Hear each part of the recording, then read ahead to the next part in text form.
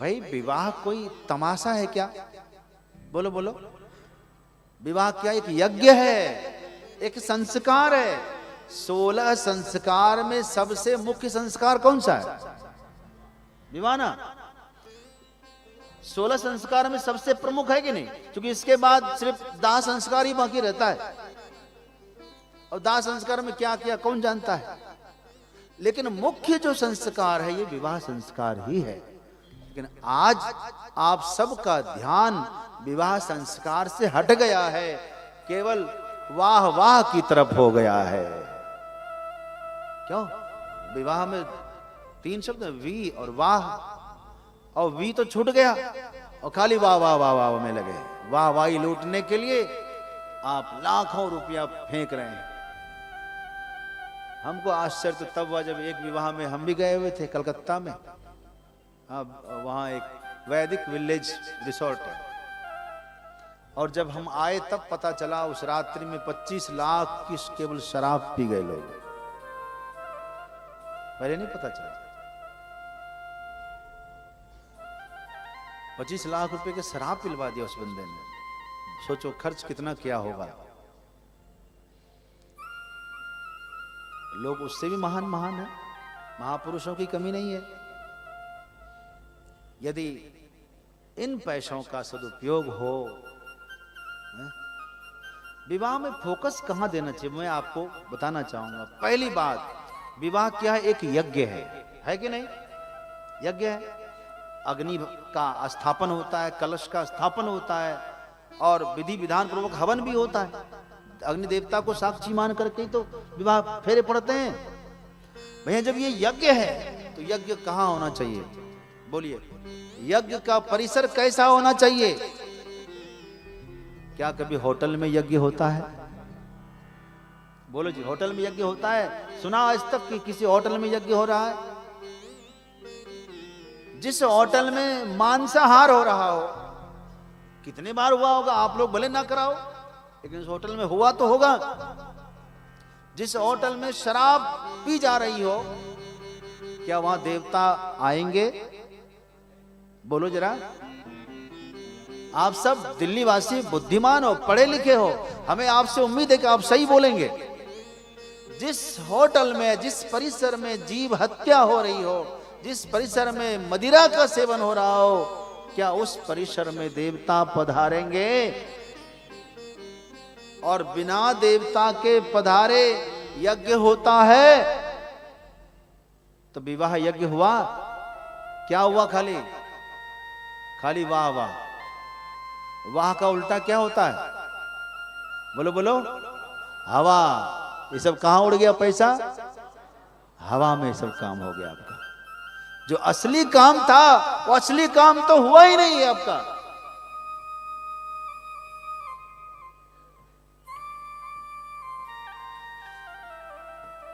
असली काम तो हुआ ही नहीं। और आज लाइटिंग बढ़िया दिखे, इसीलिए विवाह कहां कर, कब कर रहे हैं आप? बैंक्वेट हॉल में, रात्रि में कर रहे हैं। लोगों को लाइट लाइट दिखाई दे खाली। हमारी ये परंपरा रात्रि विवाह की है ही नहीं। विवाह की परंपरा है गोधुली लगन, गोधुली वेला। विवाह कब होना चाहिए? गोधुली वेला में। गोधुली क्या होता है मालूम है? कब? जब गौ माता चर के घर वापस आती है ना, उस वेला को कहते हैं गोधुली वेला। सूर्यास्त से पहले पहले उस समय विवाह हो जाना चाहिए। ये रात्रि विवाह पता है कब से शुरू हुआ है? मुगल काल में। औरंगजेब का अत्याचार इतना बढ़ गया, जहां कहीं विवाह होता, कोई सुंदरी कन्या दिखाई देती, उसको वहां से उठा लेता था। इतना अत्याचार था। तब लोग क्या करने लगे? छुप करके रात्रि में विवाह करने लगे, ताकि पता ना चले किसी औरंगजेब को, किसी सिकंदर को, किसी खलीफे को पता ना चल जाए, हमारी बहू बेटियां सुरक्षित अपने घर में आ जाएं। इसलिए रात्रि में विवाह करके लोग बचाने लगे, आबरू इज्जत की रक्षा करने लगे। आप उसको फैशन बना लिए हैं। रात्रि विवाह का नियम नहीं है। विवाह का नियम क्या है हमारा? गोधूली का लगन, दिन दिन में सारा कार्यक्रम हो जाना चाहिए। गोधूली विवाह में सिंदूर दान होकर के विदाई। अब रखना है तो मेहमानों को अपने घर में ले जाकर रखो। मेरा जो आपका आकर्षण करने का तात्पर्य था, विवाह का परिसर कैसा होना चाहिए। जिस बैंक्वेट हॉल के चक्कर में आप होटल में विवाह करते हैं, वहां मांसाहार होता है, वहां मदिरा सेवन होता है, तो वहां देवता का आगमन ही नहीं होगा, तो विवाह के साक्षी कौन बनेंगे आपके? हैं? इससे अच्छा तो कोर्ट मैरिज है। कम से कम जज तो वहां साक्षी होते हैं कि हाँ मेरे साक्षी में इन्होंने किया। और यहां इतनी बारात लेकर आप आते हैं, मैं पूछता हूं बाराती किस लिए आते हैं? हाँ जी, खाने पीने। अरे बाराती का मूल उद्देश्य ये नहीं होता है। बाराती का मूल उद्देश्य होता है कि जाके विवाह का साक्षी बने पूरा समाज, कि हाँ हमारे साक्षी में, हमारे सानिध्य में इसने फेरे लिए हैं, 7 फेरे पड़े गए हैं, उन्होंने विवाह किया है। कल उस कन्या के जीवन में कोई संकट आए तो जो खाने पीने वाले बाराती हैं उनको वहां जाकर खड़ा होना चाहिए, कहा हमने देखा है, हम गवाही दे सकते हैं, सब समाज के बीच में इसने सिंदूर दान दिया है, आज इसकी जिम्मेदारी से पीछे नहीं हट सकता। बोलिए, यदि आप सब बाराती उपस्थित हो जाएं तो क्या कभी स्थिति आएगी किसी कन्या को दुख मिलेगा? आज ये व्यक्ति इसको प्रताड़ित कर रहा है, बाजार से खरीद कर नहीं लाया है, विवाह किया है सबके बीच में, मंत्र पाठ हुआ है, हमने देखा है। लेकिन दुख की बात है कि आप लोग कोई देखते ही नहीं हो, खाक पर के निकल गए हैं। जब पंडित जी विवाह कराएंगे, फेरे पड़ाएंगे, तब तक आप रुकते ही नहीं हो। बोलो कौन रुकते हैं? बेटी वाले 10-5, और आपके 1-2 कोई भाई सगाई होंगे तो वही रुकेंगे। अब बोलो परिवार में जब विवाद होगा, सुलझाने कौन आएगा? कोई आएगा? तो जिस परंपरा को लेकर आप चल रहे हैं, ये परंपरा आपके लिए नहीं है, ये परंपरा समाज को विनाश की ओर ले जा रही है। भोग रहे हैं, इसका परिणाम आपके सामने है, आप देख रहे हैं। बच्चे का आने वाली पीढ़ी संस्कारविहीन हो रही है। आप बड़ी से बड़ी शादी कर लीजिए, क्या गारंटी है कि विवाह सक्सेसफुल हो जाएगा? कोई गारंटी है? कितने दिन में तलाक हो जाए कोई गारंटी नहीं है। डिवोर्स की कोई गारंटी नहीं कब हो जाए। आज तो विवाह करने से बच्चे डरने लग गए। इसका नाम विवाह है क्या? आप लोगों की वजह से बच्चे डर रहे हैं विवाह करने से। यही विवाह है? विवाह करते 1 साल के बाद पता लगा कि निकल गए। 5-5, 10-10 साल बीत गए, अब फैमिली प्लानिंग नहीं हो रही है। ये कोई विवाह है?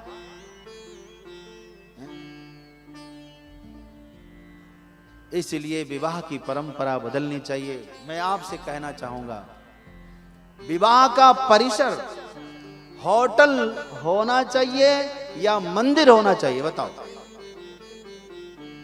होटल होना चाहिए, मंदिर होना चाहिए? अरे सबके को नहीं बोलते हैं। जो नहीं बोलेंगे मैं समझूंगा कि वो बिना देवता के दिखाई विवाह करना चाहते हैं। और मंदिर के परिसर में विवाह करिए।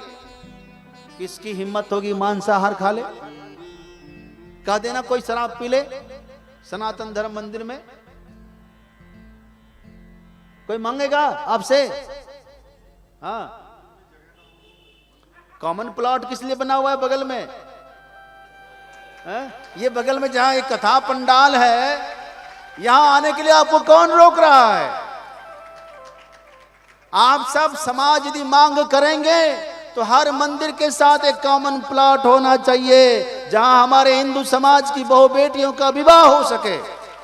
विवाह यज्ञ है हमारा, ये मंदिर का एक अभिन्न अंग है। देवालय के साथ में विवाह भवन भी होना चाहिए। हमारे सब मांग करिए ना, जरूर होगा। हर स्थान में होगा। हर देवालय के साथ एक सामाजिक कॉमन प्लॉट होता ही है, और हो नहीं है तो होना चाहिए।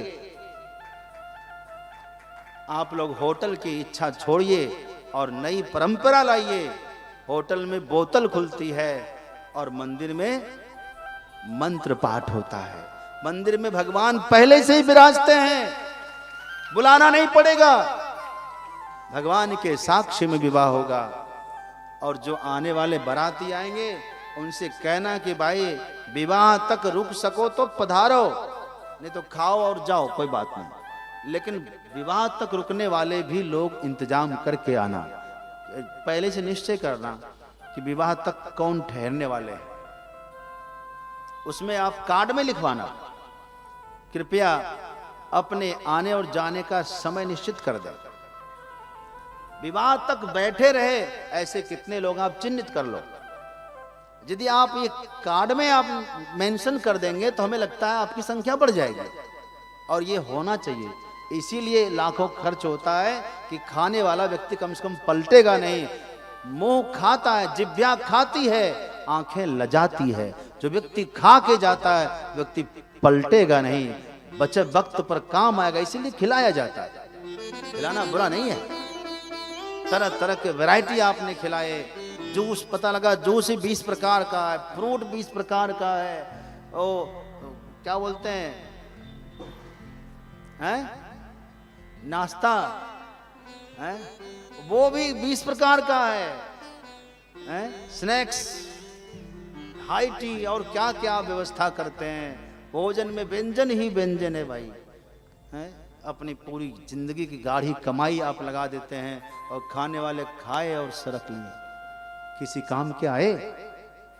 बंधुओं, इसी दिन के लिए कथा होती है, इसी सब समाज के सुधार के लिए श्री राम कथा होती है। यदि आप में से कुछ लोग भी इस परिवर्तन को समझ लेंगे दिलो दिमाग से तो निश्चित तौर पर यह आयोजन सक्सेसफुल हो जाएगा।